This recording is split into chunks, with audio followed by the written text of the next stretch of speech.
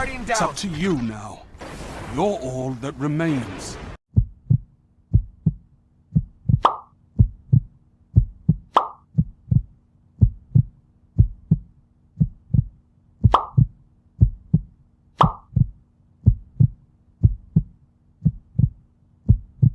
These are just some of the questions that play through your head when you're the last Guardian standing. Having to make a decision when you're the last Guardian standing, it can be extremely overwhelming just to make that decision alone. But if you factor in the stress of maybe this is your 5500 glory game, or maybe you're on your flawless match, what do?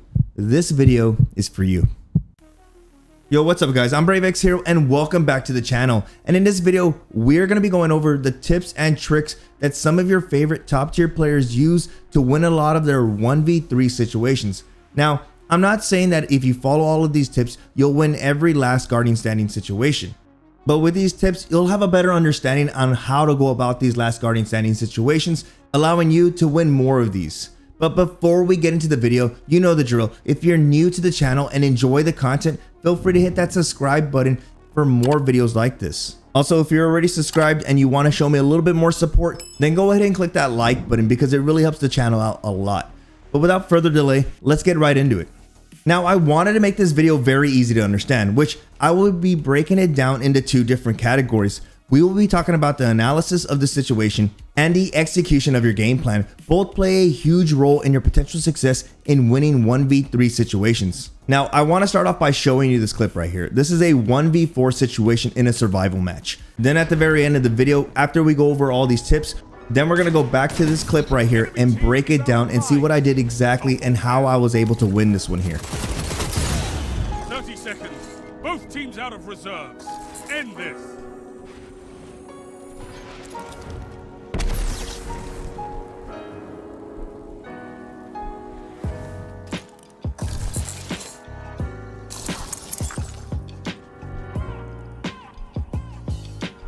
Ten seconds. Damn it.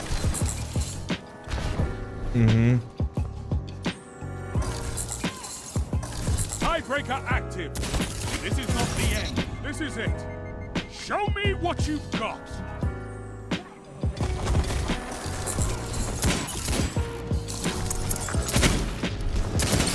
When you find yourself in the last Guardian situation, regardless of your skill level, you need to analyze the situation. One of the first things you need to analyze is if staying alive or prolonging the round is a fair trade-off of a potential victory. If I stay alive long enough, is it going to result in me winning? If I stay alive long enough, am I going to hurt my teammates? For starters, let's take a look at time and how it plays a factor. In the survival game mode, the round ends when either of the teams have been eliminated or whichever team has more lives. Time plays a major role in survival. If you find yourself as the last Guardian standing, you need to process the time remaining and the lives remaining. If you find yourself with a minute or two left on the clock and the enemy team still has all their lives, it might be a good idea to jump off the map, since realistically, you won't be able to secure that many kills needed to push that round into overtime. Still on the topic of time, if you find yourself in a 1v3 situation, another item you need to analyze is your enemy's supers. Ask yourself, if I stay alive and try to win this round, will it hurt me in the long run, since every second that I'm alive will allow my enemies to build super energy? This goes for either game mode, trials or survival. This is why if you decide to play the round out in either game mode, you need to be quick on your decisions, since the longer the round is, the more super energy your enemies are going to be building. This is keeping in mind that sure, you're building super energy yourself, but if there are 2 or 3 enemies on the other team, they're probably going to be building their supers just as fast. This is why in game modes like survival, if you find yourself as the last Guardian standing and your enemies still have 3 lives in pocket, they can still come back 3 different times, it might be a good option just to jump off the map, because sure, you might have 2 or 3 minutes left on the clock, but if you try eliminating your team person by person, at the end of the day, they're going to be building more super energy. When you go into the next round, they might have a Chaos Reach ready to go. They might have a Behemoth Titan ready to go. And at that point, you're ultimately hurting your teammates. Something I see a lot, mostly from inexperienced players, is a wasted super. A question that crosses the mind of everybody who sees themselves in a 1v3 situation. Do I activate my super as a way to win the round? Look, I'm not going to sugarcoat it. Using your super can be a big mistake if you use it improperly, or you can cost yourself the round or even the entire match. And you're probably asking yourself, Brave, what do you mean if I use it improperly? It's a behemoth titan. How do you use that improperly? If you find yourself in a last guardian standing situation, you're in a survival match, you need to understand how powerful your super is and how many lives your enemy has in pocket. There's no reason to use your super when your enemy still has all their lives on the map. If you're the last guardian standing and they still have 3 lives, your behemoth titan, sure, it lasts forever, but you're not going to last long enough to defeat the enemy team or even take it into overtime. On that same note, when it comes to trials, a super can win an entire round. But if you use your super and fail, you could cost your team the entire game. You could cost your team the flawless card. So you're ready to go, right? You're like, I'm going to pop my super. I'm going to do this. I'm going to clutch the round. I'm going to be the hero. Not the BRAVExHERO, but the hero. What is one thing you need to factor in? If you're going to activate your super, do I go revive my teammates or do I go eliminate the enemy team? It could be something very stressful to make that decision. You can go revive your teammates and at the end of the day, your super runs out and you barely even got 1 revive off. Now it's a 2v3.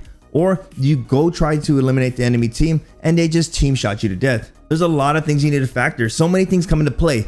Your enemy positioning, the death orb locations, the layout of the map, how powerful is your super, and most of all, can the enemy team counter with their super?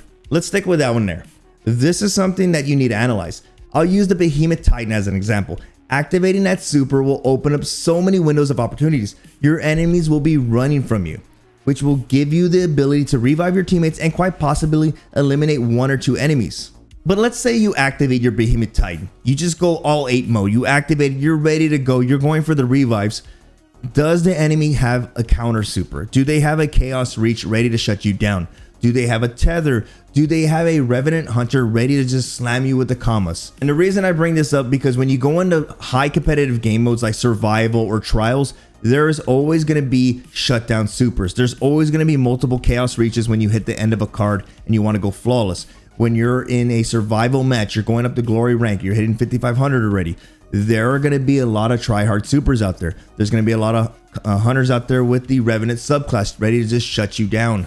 All right, so we got that out of the way. We're moving away from the analysis section because that is a lot of things you need to factor in. Is there enough time in the game to clutch the round? Are my enemies going to be building super energy? And should I utilize my super to clutch the round? I think the easiest part when it comes to trying to do a 1v3 is just analyzing the situation. You can map out the entire game plan move by move, but at the end of the day, you still need to execute it.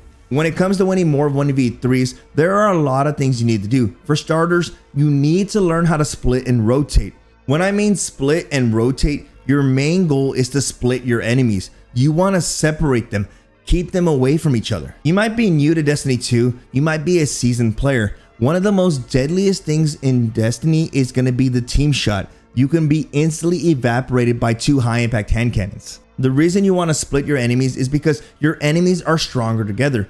Trying to go against 2 or 3 enemies, you'll instantly get evaporated. You'll die. Your main goal is to split your enemies. Rather than having a 1v3 situation, you want to have 3 1v1s, which is going to allow you to engage each enemy solo, and you'll have the opportunity to regenerate your health after each fight. But hey, that sounds easy, right? Oh, I can split my enemies. Super easy. It's not. This is where the rotate comes into play. If you stay in one section, your enemies are just going to let you marinate there in that section. When you're waiting for them to split up, they're not. They're just going to sit there and build super energy and end up causing you the entire match. This is where you're going to implement the rotate. If you start moving around the map, this will force your enemies to start tracking you and could potentially open up some opportunities for some 1v1 situations. When you start rotating around the map, your main goal is to just keep an eye on that radar. If it looks like 2 enemies are on you, rotate back to the main section and then find a different avenue. A lot of top tier players don't stay in one section. So if you're rotating around the map, just keep in mind that if something doesn't look good, if it looks like 2 players are going to collapse on you, go back to where you came from and rotate out another door. There are many hallways in Destiny, and if your teammates are smart, they'll stick together and they'll hunt you down. But by you rotating, you're trying to look for that one window of opportunity. You're looking for that one opening to where you can eliminate one player and making the round be a 1v2. And at that moment, it's up to your enemies if they're going to revive or fight you a 1v2. So your main goal is to split your enemies by rotating around the map. Pretty simple now after I explained it. Now, earlier we spoke about timing and supers, which is a great way to end the video. Regardless of the decision you make, you need to stick with it. Every time you find yourself in a last guardian standing situation, you need to do everything in your power to try to win. You can analyze the situation and fail in execution, but even if you don't clutch the round, take it as a learning experience. The more times you find yourself in these situations, the more experience you'll gain, the more versed you become in these. But you need to make a decision and stick with it. Be confident in the choice you make and try to execute that as flawlessly as possible. Now, I said we'd break down this clip, at the very end, which is what we're gonna do right now. I ended up picking power ammo up, eliminating one enemy. At the moment that I saw it was the last guardian standing, I had to get away from the center of the map. I knew I was done for. So I ended up utilizing my ability to move. I see an enemy real quick scope, get the kill. I said, I need to keep rotating because another enemy's coming up behind me. Utilizing my radar, I ended up dragging that one in with a dust field. Now, at this very moment, I should have reloaded, right? But I noticed that two enemies, they're playing the center of the map.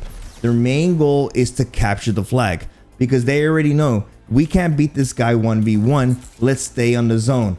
So I try sliding here, trying to get a quick snipe.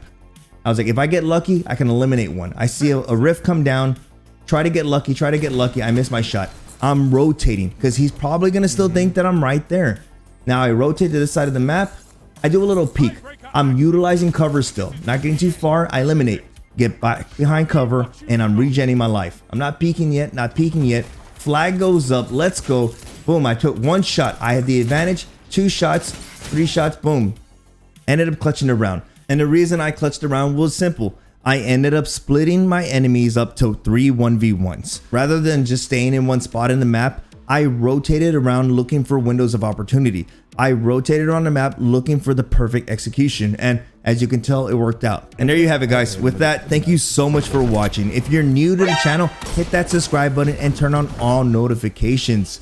And if you haven't followed me on all social media platforms, especially Instagram, I post these clips right here to Instagram all the time. I post these 1v3s, I post these funny moments, so go follow me on Instagram. But like always, you guys are awesome, and I'll see you in the next video. Please?